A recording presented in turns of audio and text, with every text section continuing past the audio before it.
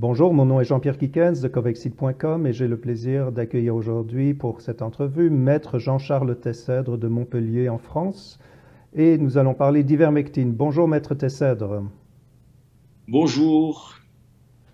Alors ça me fait vraiment plaisir de vous accueillir pour cette entrevue et peut-être que pour commencer vous pourriez simplement nous expliquer pourquoi vous vous intéressez aujourd'hui à l'ivermectine donc comme agent thérapeutique pour le Covid-19. Je m'intéresse au traitement parce que je pense que les traitements sont les grands oubliés de la pandémie ou de l'épidémie. On confine les populations du monde entier parce que soi-disant il n'y a pas de traitement. Et je pense que le professeur Raoult et l'IHU de Marseille ont ouvert la voie ont ouvert les yeux d'un certain nombre de personnes dont je fais partie, parce que je considère, moi aussi, qu'en effet, quand il surgit un phénomène de ce genre, la seule réaction logique, pragmatique qui s'impose, c'est de repositionner des molécules connues, existantes, dont l'innocuité est parfaitement avérée. Et par conséquent, il me semblait que ce discours de bon sens ne s'imposait pas auprès des médias, y compris auprès des médecins. Et c'est quelque chose qui m'a vraiment surpris. Et ensuite, pourquoi l'ivermectine en particulier? Parce que il se trouve que à Montpellier où je vis, il y a une société qui s'appelle Medincell et qui a annoncé dans la presse au mois d'avril 2020 qu'elle travaillait sur une molécule qui permettait de tuer le virus, le coronavirus, en 48 heures in vitro. Donc ce sont des résultats spectaculaires, plus importants d'ailleurs que les résultats de l'hydroxychloroquine. Donc je me suis dit, mais comment se fait-il que l'ivermectine ne soit même pas incluse dans l'un des bras de l'essai Discovery, puisqu'à l'époque, vous vous souvenez que c'est l'essai Discovery qui devait nous apporter le traitement officiel, si je puis dire, et puis finalement, on n'a jamais eu les résultats. Donc il a fallu que le professeur Raoult, avec le charisme qui est le sien, et la force qu'il peut avoir, et la notoriété qui est la sienne, il a réussi à faire en sorte que l'hydroxychloroquine et avec l'azithromycine fassent partie des traitements inclus dans l'essai Discovery, mais l'ivermectine n'avait finalement derrière elle personne, sauf cette petite biotech, enfin que je croyais petite, parce que Montpellier-Rennes, alors je me t'ai dit que elle passait sous les radars, alors qu'en réalité, je vois qu'ils ont fait un appel de fonds où finalement le contributeur, ou les contributeurs, ce sont Bill Gates et Melinda Gates. Et donc, par conséquent, je me suis dit que manifestement, il y avait quelque chose qui se passait autour de cette molécule. Donc, j'ai essayé de comprendre pourquoi, d'un côté, on avait des essais prometteurs et pourquoi on faisait si peu d'essais cliniques, en particulier en France, puisque à ce jour, à ma connaissance, il n'y a aucun essai clinique qui est fait. Alors pourtant que dans le monde, vous avez un grand nombre d'essais cliniques qui montrent que l'ivermectine, aujourd'hui, est la molécule qui fonctionne le mieux et qui est la plus efficace contre le ou la Covid-19. Donc par conséquent, voilà, il y avait ce décalage entre ce qu'on pouvait lire, comprendre, et puis une absence de réaction totale de la part des autorités et également de Medincell qui manifestement n'essayait pas non plus de son côté de dire qu'elle souhaitait être inclue dans Discovery ou n'essayait pas d'alerter les pouvoirs publics sur le fait qu'il y avait manifestement une étude australienne, puisque tout part de l'Australie concernant l'ivermectine, hein, cette fameuse étude au début de l'année qui a montré qu'il y avait une efficacité in vitro. Donc par conséquent, c'est à partir de là que j'ai essayé de comprendre. Donc vous avez introduit une requête en justice pour obtenir une autorisation d'utilisation, ou en tout cas une recommandation d'utilisation. Est-ce que vous pouvez nous parler de cette requête, de votre client, et quels sont les arguments, les études que vous avez citées pour essayer d'obtenir cette recommandation d'utilisation? Alors, mon client ou ma cliente, c'est l'association des malades du Covid-19 en France, qui m'a contacté à la suite d'une intervention que j'ai pu faire dans un média. À partir de là, elle m'a demandé si je voyais une action judicieuse pour essayer de faire bouger les choses, parce qu'il y a un certain nombre de citoyens, évidemment, qui ne comprennent pas la situation. Et donc, je lui ai parlé, en effet, de cette ivermectine, parce que je considérais, et je considère toujours, que le traitement, ou les traitements, parce qu'il n'y en a pas qu'un seul, hein, sont la clé de tout.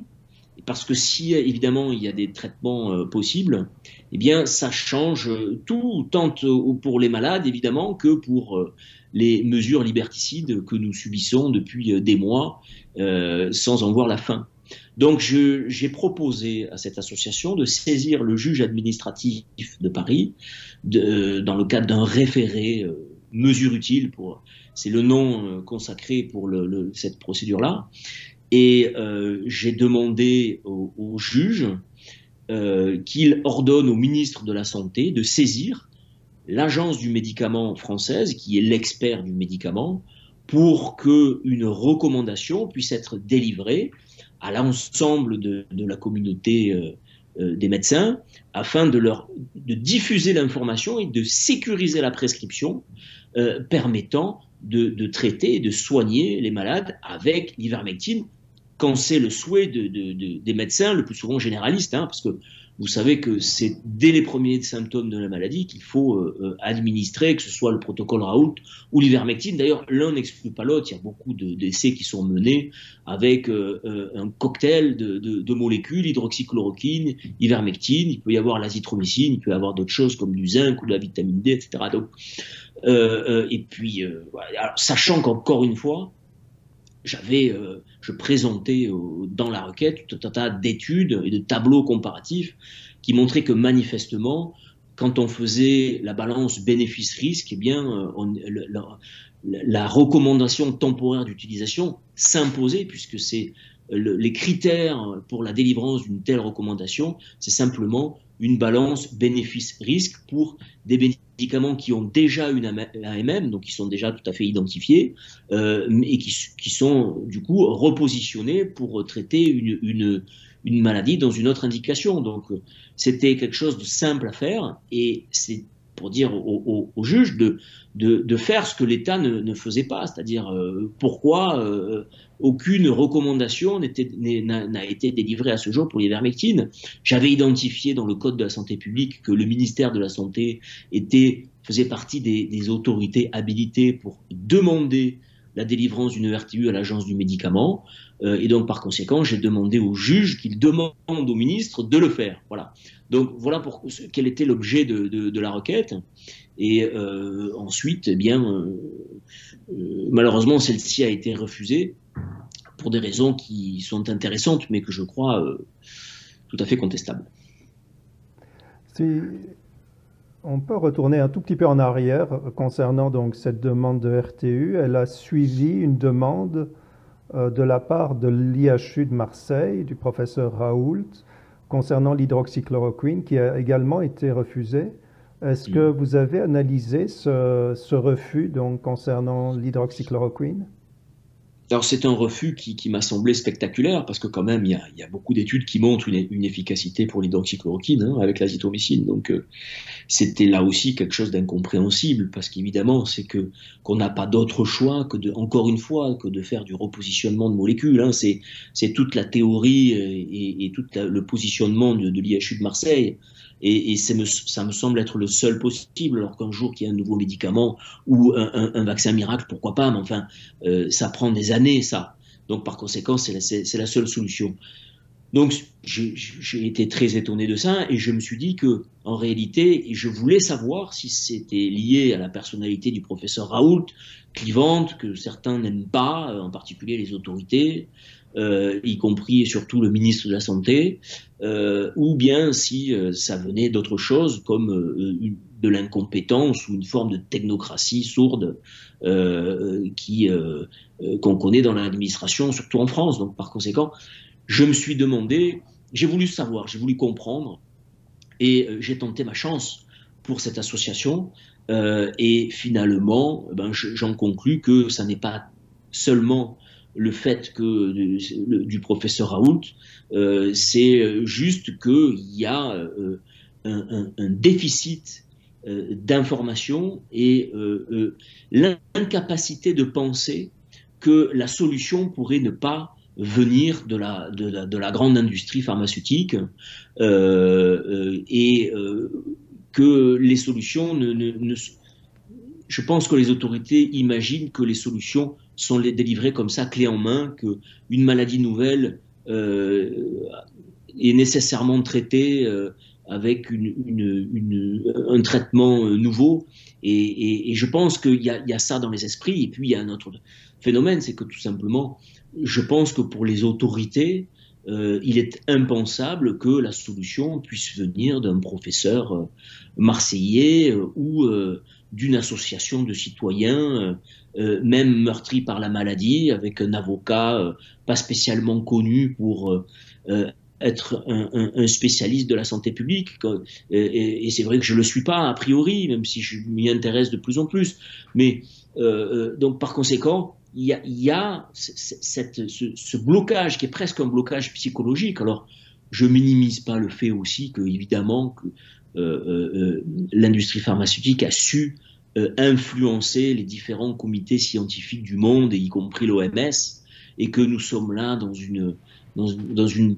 un commandement et une chaîne de décision qui est en réalité mondiale, et les États n'ont pas leur mot à dire. En réalité, les décisions sont prises ailleurs, dans des instances qui sont supranationales, et les États sont des exécutants de décisions qui sont prises par l'industrie pharmaceutique, qui a su pénétrer un certain nombre d'institutions internationales. C'est mon point de vue, et de sorte qu'en réalité, on en arrive à une situation où il y a des gens qui meurent d'une maladie qui pourrait être soignée bien mieux que ça, et par conséquent, je trouve la situation absolument révoltante. Vous me demandez pourquoi je me suis intéressé à l'ivermectine ou à ce sujet de manière générale, c'est parce que je suis simplement révolté.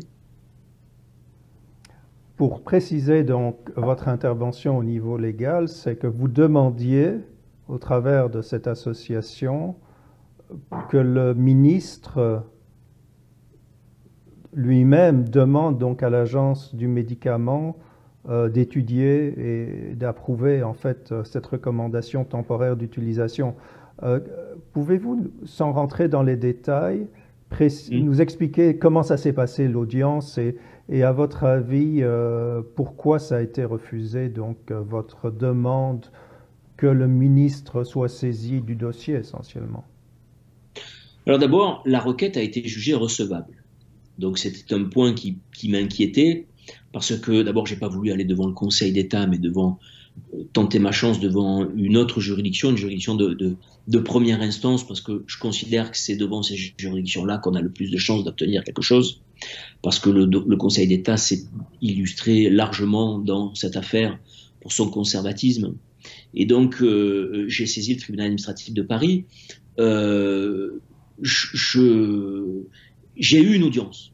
Donc c'est quelque chose qui n'était pas évident, c'est que le juge m'a accordé une audience. Sans doute parce que la requête était suffisamment sérieuse a priori et suffisamment bien conçue pour qu'on me l'accorde. Donc je suis allé à Paris, plaider le dossier, et là, la première chose qui m'a frappé, mais qui a aussi frappé la présidente de l'audience, c'est que le ministre de la Santé n'était pas présent. Ça, évidemment, on s'y attendait, mais il n'était pas représenté. Vous savez que dans les audiences devant les tribunaux administratifs, les différents ministères sont souvent représentés, et systématiquement même représentés par un fonctionnaire qui a plus ou moins d'importance dans l'institution, mais il y a toujours quelqu'un. Voilà. Et là, il n'y avait personne. Ce qui est assez étonnant. Je fais une parenthèse d'ailleurs pour que les gens comprennent bien. C'est très très fréquent, c'est presque mon quotidien, que de saisir une juridiction administrative et de demander la condamnation d'un ministère à faire quelque chose. Ça se fait par exemple très bien pour les permis de conduire, parce que je connais ce contentieux un petit peu. Tous les jours en France, le ministère de l'Intérieur est condamné à restituer des permis de conduire à des automobilistes. Par exemple, je prends cet exemple qui n'a absolument rien à voir, mais vous voyez, donc, obtenir la condamnation d'un ministère, c'est quotidien, c'est tous les jours pour un cabinet d'avocats. hein, et pour une juridiction administrative. Donc il n'y a rien d'extraordinaire dans ce que je demandais. Hein. Et donc c'était d'autant plus étonnant que le ministre ne soit pas là. Représenté. Et donc, la présidente n'a pas compris cette situation parce qu'elle avait des questions à poser justement au ministère. Et donc, elle n'avait personne en face, de sorte qu'elle a eu tendance à se faire l'avocat de la partie qui n'était pas là. Alors, je ne sais pas si c'était son rôle non plus. Moi, je lui ai demandé plutôt de tirer les conséquences de cette absence et de considérer que ce que je lui disais était avéré. Mais c'est pas comme ça qu'elle l'a perçu. J'ai senti que elle était partagée, cette magistrate, entre le fait d'être convaincue par ce que je lui disais. Il y avait un hémisphère de son cerveau qui correspondait à la partie la plus humaine et la moins mécanique, et qui, du coup, oui, semblait aller dans mon sens. Et à tel point, d'ailleurs, que j'ai pensé à l'issue de l'audience que j'allais l'emporter, que j'allais obtenir ce que je demandais. Et puis, je voyais qu'elle était gênée. Je voyais qu'elle était gênée, à ce point gênée d'ailleurs qu'elle n'a pas mis l'affaire tout de suite en délibéré. Une fois que j'ai terminé l'audience, le fin de plaider, ça s'est terminé à peu près à 15 heures, c'était le 6 novembre 2020, et elle n'a pas mis l'affaire en délibéré tout de suite, ce qui est rare. Elle a ordonné un supplément d'information. Elle m'a dit, je veux prendre quelques heures de plus parce que j'ai des recherches à faire. Voilà. Je voudrais me renseigner. Je ne sais pas exactement ce qu'elle a fait ou qui elle a contacté, mais en tout cas, c'est ce qui s'est passé. Et aux alentours de 17 heures, la décision a été rendue. Et c'était une décision de rejet. Voilà. Et donc, je vous avoue que ça a été une déception, mais que je ne suis pas passé loin d'un exploit. Voilà, c'est mon sentiment. Concernant donc cette question d'autorisation, une autorisation qui a été octroyée en France est relative au remdesivir, qui lui est aujourd'hui non recommandé par l'OMS, l'Organisation mondiale de la santé, et qui est considéré très largement comme même toxique. Est-ce que ce sont deux poids, deux mesures? Le remdesivir faisait partie des arguments contenus dans la requête et que je mettais en avant pour essayer d'emporter la conviction, parce que j'ai expliqué à la magistrate, au tribunal, à la juridiction administrative, que le remdesivir avait eu, lui, une ATU, une autorisation temporaire d'utilisation, qui est délivrée pour des médicaments qui n'ont même pas d'AMM, d'autorisation de mise sur le marché. C'est-à-dire que c'est plus difficile d'obtenir une ATU qu'une RTU, une simple recommandation, ce que moi je demandais. Donc par conséquent, je lui disais, comment se peut-il que ce médicament remdesivir, qui ne fonctionne pas et qui en plus est toxique pour la fonction rénale notamment, a pu avoir une autorisation de la part de l'agence du médicament, agence européenne et agence française, et que l'ivermectine, eh bien, ou même l'hydroxychloroquine, mais l'ivermectine, eh bien, n'est pas de recommandation. Il y a là quelque chose qui n'est pas normal. C'est la raison pour laquelle, moi, je vous demande, parce que sinon, personne ne le fera, si vous voulez. Il faut comprendre que quand l'exploitant d'un médicament génériqué ne fait pas la demande d'une RTU, si le ministre ne fait pas la demande de son côté, à ce moment-là, il n'y a personne qui va le faire. Et donc, c'est la raison pour laquelle je considérais qu'il appartenait vraiment à l'État de se substituer aux intérêts privés, parce que les intérêts privés n'ont pas pour objectif direct et immédiat de soigner les malades. Ils ont d'abord, comme logique, un retour sur investissement, parce que ça coûte cher de développer un médicament comme le remdesivir. Le remdesivir, il a été développé pour d'autres maladies, dont Ebola. Ça n'a pas marché. Ils avaient ce médicament en stock, ils ne savaient pas quoi en faire. Quand le Covid est arrivé, ils ont essayé de le vendre, tout simplement. Et ils ont réussi à leur coût, puisque le chiffre d'affaires au début novembre, je crois, pour Gilead, c'est plus de 900 millions d'euros pour un médicament qui, contre le coronavirus, ne marche pas. Et en plus, peut faire du mal. Donc, si vous voulez, ça devient absolument vertigineux quand on compare la situation d'un générique inoffensif qui a des résultats extraordinaires, même in vivo sur l'homme, hein, avec des essais randomisés, comparatifs, en double aveugle, hein, le nec plus ultra de la preuve scientifique en matière médicale. Hein, les essais sur les ivermectines, ils sont spectaculaires. Donc là, c'est sûr qu'on ne peut pas comprendre ce deux poids deux mesures. Je sais qu'il y a des enquêtes en cours. Je sais que le professeur Raoult a déposé plainte pour en savoir un peu plus auprès de l'agence du médicament, enfin contre l'agence du médicament, parce que, et même le président de Sanofi lui-même, parce que le président Sanofi France a écrit au ministre de la Santé pour dire je ne comprends pas la situation puisque la RTU venant d'être refusée à l'IHU de Marseille, est-ce que je dois continuer de livrer l'IHU ou bien est-ce que ça veut dire qu'il faut que j'arrête? Parce que, en fait, tout le nœud du problème, qui est un nœud totalement artificiel et totalement absurde, c'est que on vous dit la prescription d'un médicament est libre. C'est d'ailleurs ce que m'a dit le tribunal administratif. Finalement, après tout, un médecin pourrait parfaitement donner l'ivermectine, par exemple. Bon. Mais, sauf que le Conseil de l'ordre, les autorités sanitaires, même le ministère de la Santé, nous expliquent que si on prescrit massivement un médicament, fût-il génériqué, à ce moment-là, on tombe sous le coup des essais cliniques sauvages. On considère que ce sont des essais cliniques sauvages, donc ça veut dire que c'est puni par la loi et par le droit pénal, ça. C'est pénalement sanctionné, faire des essais cliniques sauvages.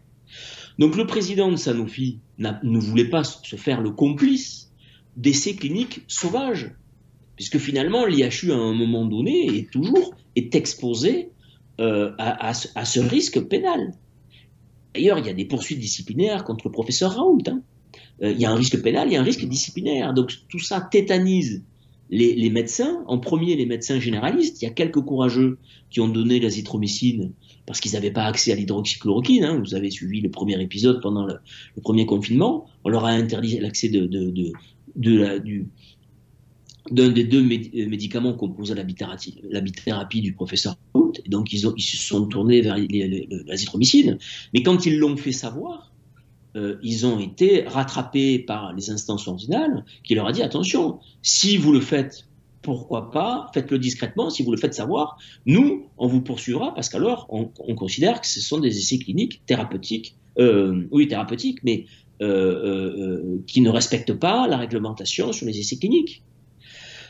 Donc c'est une situation qui est absolument inédite, qui est complètement folle parce que justement on est dans une situation d'urgence, donc on ne comprend pas comment on peut réfléchir comme ça. Il n'empêche qu'on en est là, et c'est la raison pour laquelle une RTU s'impose pour des génériques. On ne devrait pas en avoir à en passer par là. Hein. Ça devrait être quelque chose de naturel, et les autorités sanitaires ne devraient pas s'immiscer dans les relations entre un patient et un médecin. Hein. Mais malheureusement, c'est ce qui se passe. Si je peux me permettre d'enchaîner sur un élément concret, donc l'ancien ministre de la Santé, Douste Blazy, est vocal sur les ondes en disant que si lui était ministre, c'est sûr que le protocole développé par l'IHU de Marseille serait totalement autorisé en France. Il y a également eu cet ancien dirigeant de l'Agence du médicament qui a indiqué que la RTU était exactement l'instrument à utiliser pour ce genre de molécules génériques, ivermectine, hydroxychloroquine. Est-ce que vous pensez qu'aujourd'hui, il y a une forme d'arbitraire dans les décisions en France relativement à ces autorisations? Mon expérience d'avocat, c'est qu'il faut insister. Et que c'est pas souvent avec une requête que l'on fait plus ou moins isolée que ça marche. Il faut alors soit on prend le parti ça c'est un parti que doivent prendre les médecins en leur âme et conscience, en particulier les généralistes, de dire moi je traite avec tel et tel médicament. avec telle et telle association de médicaments. Et puis, je le fais discrètement, puisque sinon, je vais me faire taper sur les doigts.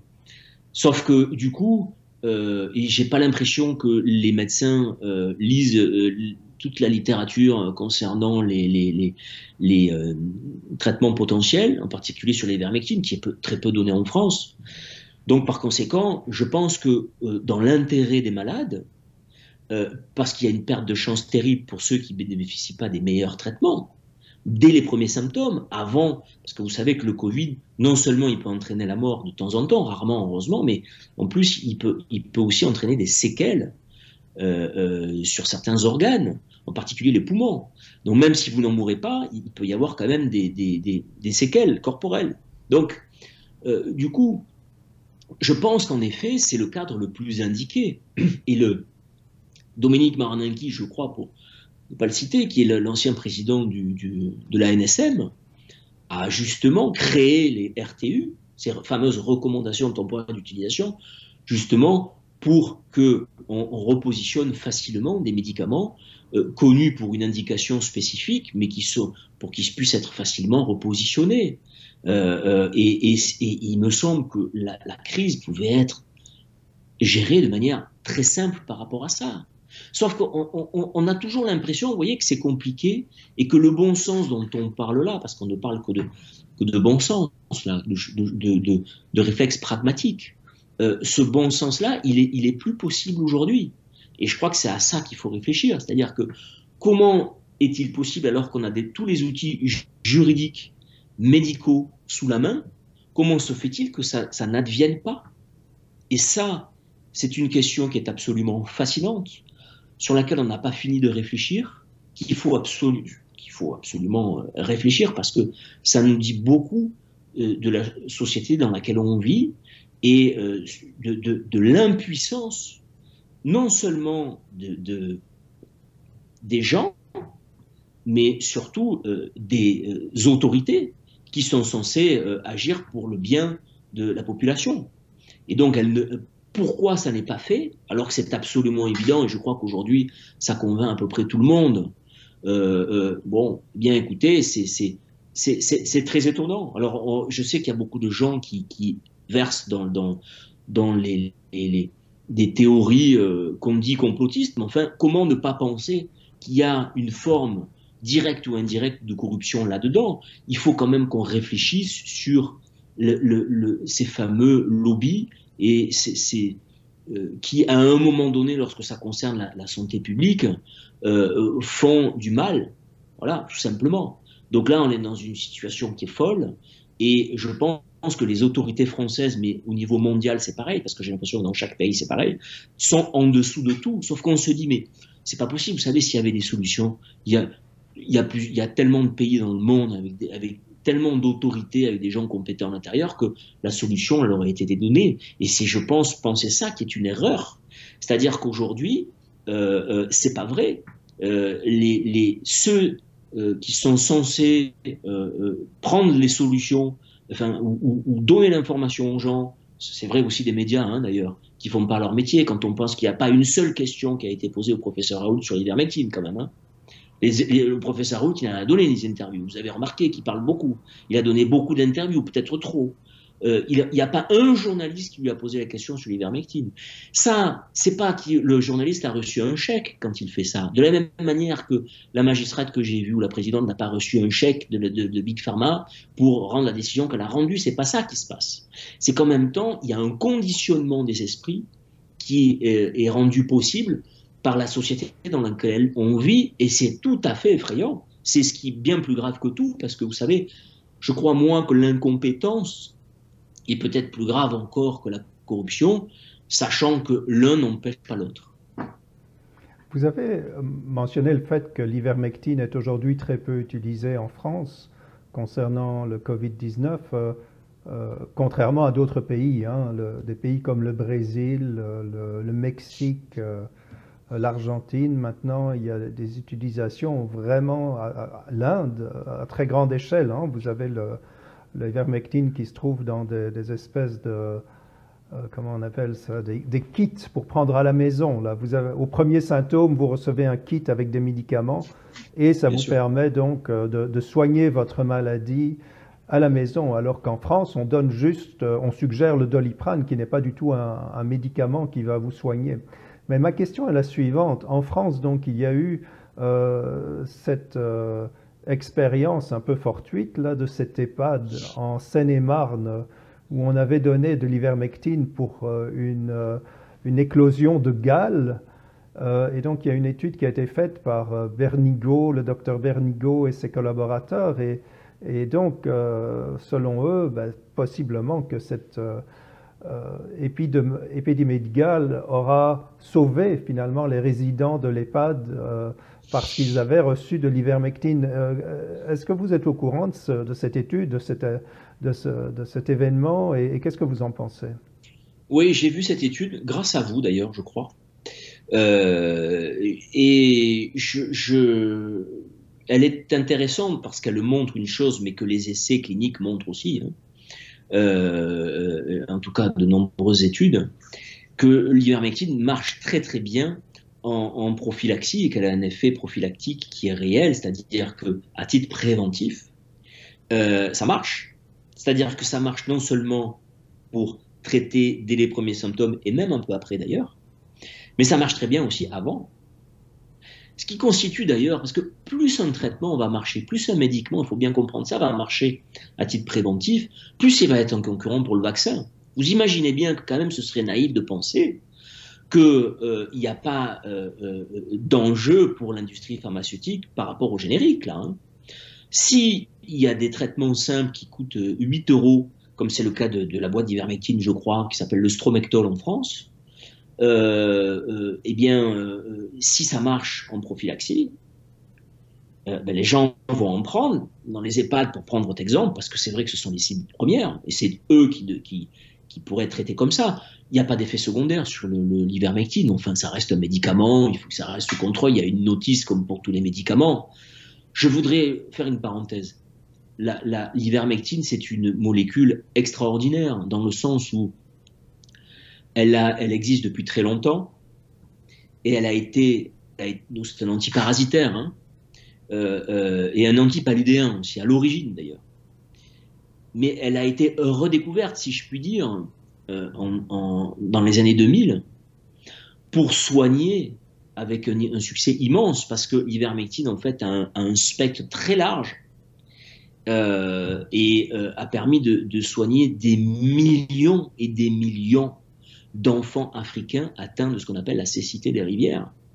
Et la fiche OMS de l'ivermectine indique que ce médicament, je l'ai produit d'ailleurs devant la juridiction, cette fiche OMS, je la tiens à disposition.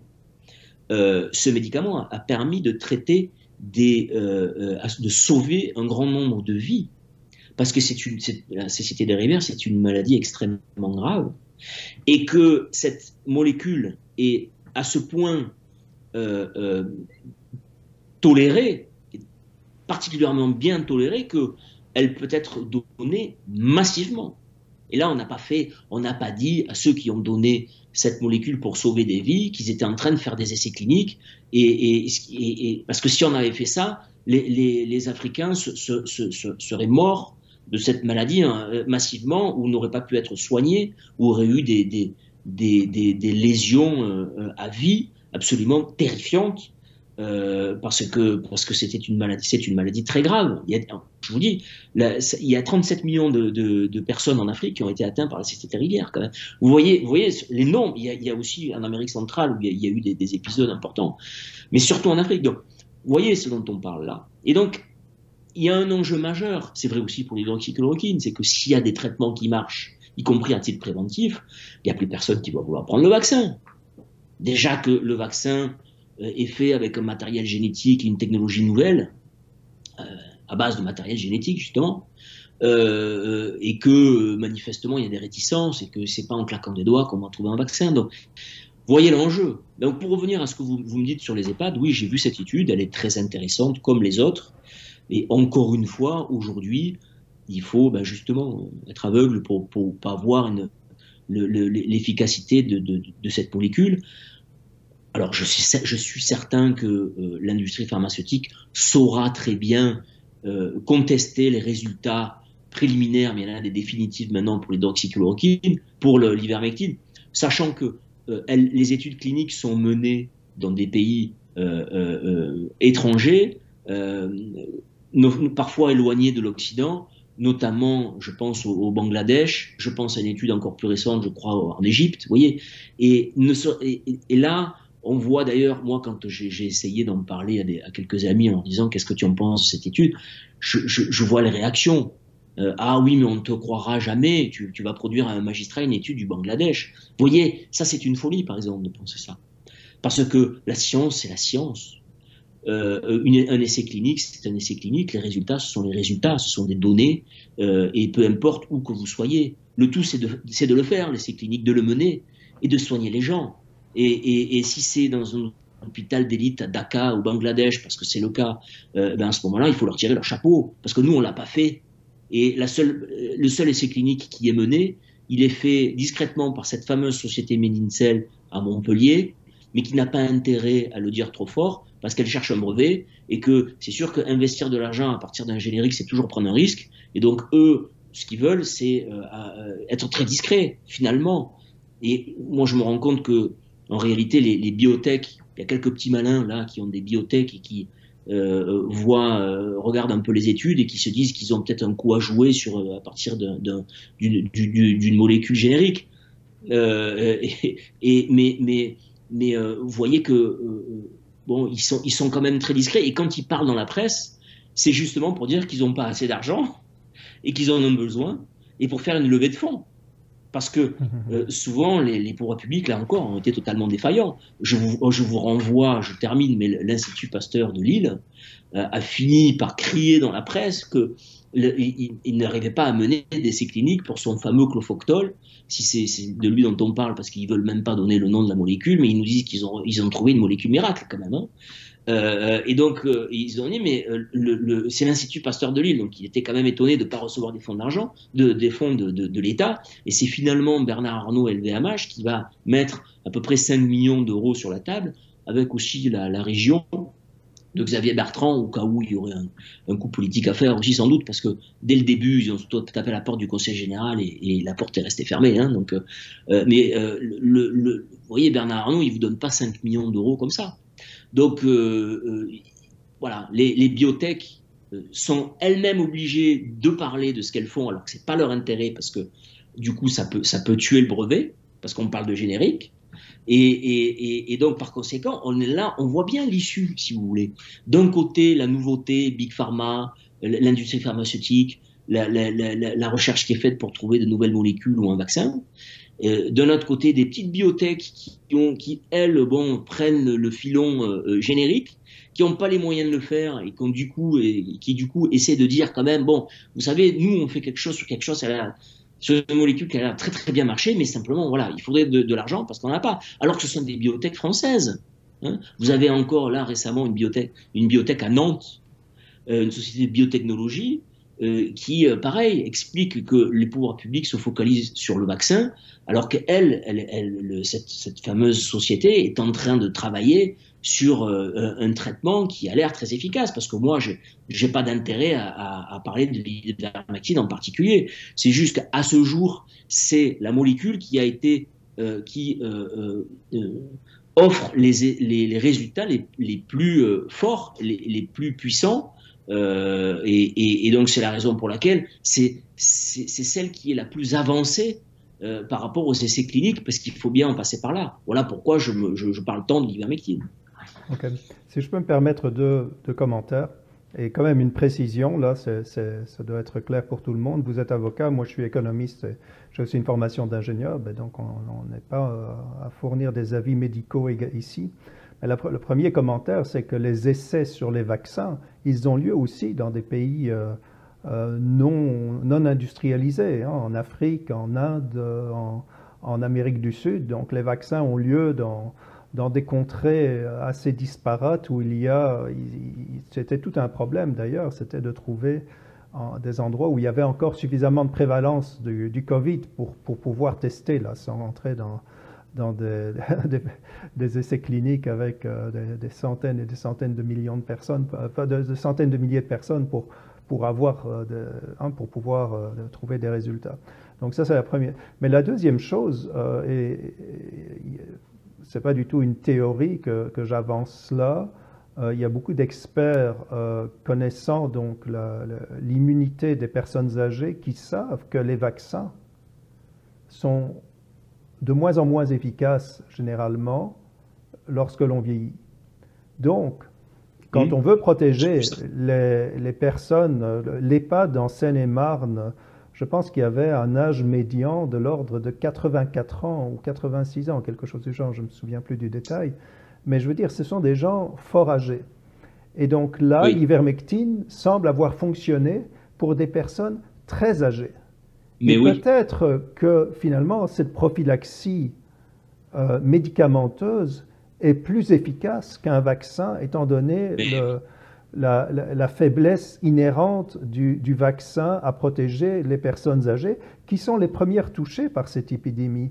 Et donc, on touche au nœud du problème, c'est que peut-être que cet accent sur les vaccins n'était pas vraiment le plus approprié, d'autant plus qu'il y a un profil de sécurité avec l'ivermectine qui est archi connu, tandis qu'avec les vaccins, on est dans la grande inconnue. Mais vous voyez l'enjeu, vous le voyez très bien, je suis parfaitement d'accord avec ce que vous venez de dire. Une pandémie pour l'industrie pharmaceutique, c'est une aubaine. Et donc, à partir du moment où, depuis le départ, on est sur l'idée du vaccin, si l'ivermectine, par exemple, marche très bien à titre préventif, c'est une catastrophe pour les milliards et les milliards qui ont été investis par l'industrie pharmaceutique, les grands groupes, mais aussi dans les États, pour qu'un vaccin puisse être développé. Donc, si tout ça a été fait pour rien, c'est difficile. Donc, il y a évidemment à craindre une forme de manipulation, y compris en particulier de l'opinion publique, pour que justement on écarte les solutions qui sont immédiatement accessibles et qu'on a sous la main. Moi, j'en veux un peu quand même, à ceux qui possèdent des marques à base de génériques, comme pour l'ivermectine. L'ivermectine, c'est en pharmacie. La première pharmacie que vous trouvez, vous demandez l'estromectol, on vous le donne. Enfin, c'est sur ordonnance. C'est sur ordonnance, mais je veux dire, en France. En France, en tout cas. Peut-être dans d'autres pays, d'ailleurs, c'est pas le cas. C'est peut-être même pas le cas. D'ailleurs, l'hydroxychloroquine était sans ordonnance, pouvait être délivré sans ordonnance. L'ivermectine, c'est encore moins dangereux, d'après ce que je comprends au niveau des effets secondaires. Donc, par conséquent, voilà. Mais il est évident que du coup, tout s'effondre. Parce qu'il faut quand même convaincre la population pour qu'un vaccin, avec une épidémie, une maladie surtout qui tue très peu, c'est très difficile là de convaincre une population. Donc voyez l'enjeu et voyez combien aussi ils ont intérêt à intoxiquer l'information lorsqu'elle concerne des génériques. Et donc j'en veux un peu à ceux qui ont des marques de génériques et à l'État de ne pas savoir forcer ces sociétés qui ne le font pas spontanément parce que financer encore une fois des essais cliniques et puis multiplier la production de génériques, le développement, la commercialisation dans le monde entier, peut-être que finalement ça coûte presque aussi cher que ce que ça peut rapporter. Mais il me semble que c'est justement la mission de l'État là d'avoir ce souci et de permettre que ce soit possible. Faire en sorte que ce soit possible et le faciliter. Et ils ne le font pas, et pas du tout. Alors je vous parle, on nous explique de manière très officielle qu'il n'y a aucun traitement pour la Covid-19. Et ça, moi, je laisse la responsabilité à ceux qui le disent. Je laisse la responsabilité parce que je pense que c'est pas vrai. Et si c'est pas vrai, je pense que c'est très grave pour eux. Voilà. Mais si je peux me permettre là-dessus, c'est grave pour les malades, évidemment. Si je peux me permettre un point là-dessus, si vous prenez la variable hospitalisation, taux d'hospitalisation, il y a une étude publiée sur le traitement précoce dans le cadre de la pratique médicale du docteur Zelenko à New York. Il y a une étude publiée par des chercheurs allemands qui montre qu'il y a, et c'est statistiquement prouvé, une réduction de 84% du besoin d'hospitalisation. Donc si vous traitez de manière précoce, vous allez réduire de 80%, grosso modo, le nombre d'hospitalisations. Donc ça, ce sont des faits basés sur de la science et qui disent que la crise que vous voyez dans les hôpitaux, la crise aux urgences, aux unités de soins intensifs, la surpopulation des hôpitaux, le fait que l'on ne traite pas d'autres maladies parce on peut faire de la place pour le Covid, c'est dû au fait que l'on ne traite pas tôt la maladie et qu'on pourrait couper à 80%, mais ce n'est pas un chiffre que j'invente là, c'est probablement un chiffre sous-estimé qui est basé sur une étude publiée, avec une étude excessivement sérieuse par le docteur Derwand, le professeur Scholz. Et donc là, c'était à base d'un traitement de type de celui du professeur Raoult, augmenté de zinc, mais on sait aujourd'hui qu'il y a des preuves scientifiques. Donc je connais la thèse officielle, il n'y a pas de traitement, mais la science, en fait, dit qu'il y a des traitements et je pense que les gens qui nous écoutent doivent le comprendre. Là, il faut amener... je sais qu'il y a en France, le débat est beaucoup... il y a les pour et les contre du professeur Raoult, de l'hydroxychloroquine, ça marche pas, etc. C'est un débat tout à fait stérile, je pense. Là, il y a des preuves scientifiques qui montrent que ça fonctionne dans certaines conditions. Et il faut regarder. Et donc, l'ivermectine, c'est évidemment une autre option de traitement. Et donc, c'est ce qui est intéressant. Vous avez aussi un traitement maintenant qui est d'origine russe, là, ou qui était en tout cas de Favipir. Excusez-moi, là, j'arrive pas à le prononcer là. C'est un mot compliqué, mais il y a un autre traitement qui est largement utilisé, en tout cas dans. Donc, c'est pas comme si avec un seul traitement hâtif, il y en a plusieurs en plus de ça. Oui, il y en a plusieurs. Dernière question, si je peux me permettre. Qu'est-ce que vous voyez pour l'avenir en France pour faire avancer, si vous voulez, l'option ivermectine comme traitement, comme prophylaxie pour le Covid-19? Nous réfléchissons dans la mesure où nous, avocats, avons un rôle à jouer. Nous réfléchissons parce que c'est avant tout une affaire de médecin. Voilà, c'est pour ça que je dis ça. Mais enfin, pour faire avancer les choses, je pense que nous pouvons faire plus et que je crois qu'il faut multiplier les demandes de RTU pour l'ivermectine. Et c'est ce à quoi nous réfléchissons. Je réfléchis à ça et peut-être que nous lancerons, je dis nous, avec d'autres confrères, une action plus d'envergure en ce sens, mais c'est encore un peu tôt pour le dire de manière certaine. En tout cas, je veux vous dire que je rejoins parfaitement votre propos sur le fait que traiter dès les premiers symptômes, c'est quelque chose qui est fondamental. C'est fondamental, et quel que soit le médicament, pourvu qu'il marche, évidemment, tout ça sous le contrôle d'un médecin, et il ne s'agit pas de dire autre chose que ça. Mais c'est fondamental pour les malades, pour que la maladie ne dégénère pas, et pour l'hôpital, parce qu'en effet, du coup, il y a beaucoup moins d'admissions en hôpital et dans les services de réanimation. Et puis c'est fondamental aussi parce que s'il y a moins, vous voyez, ce sont des effets en chaîne, s'il y a moins d'hospitalisés, eh bien à ce moment-là, on peut déconfiner, on peut vivre beaucoup plus normalement et on peut cesser d'avoir peur. Voilà.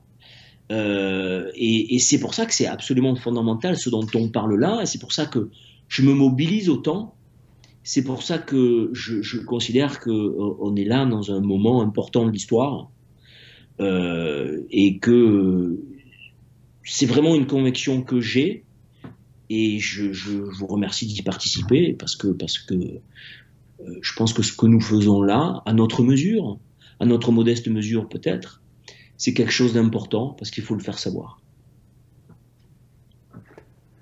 Je vous remercie infiniment pour cette entrevue. Ça m'a fait vraiment plaisir de communiquer sur ce dossier excessivement important et donc avec plaisir pour également être tenu au Les courant suites. des développements avec si vous allez plus loin donc pour exiger, en tout cas essayer d'obtenir des recommandations d'utilisation pour la France.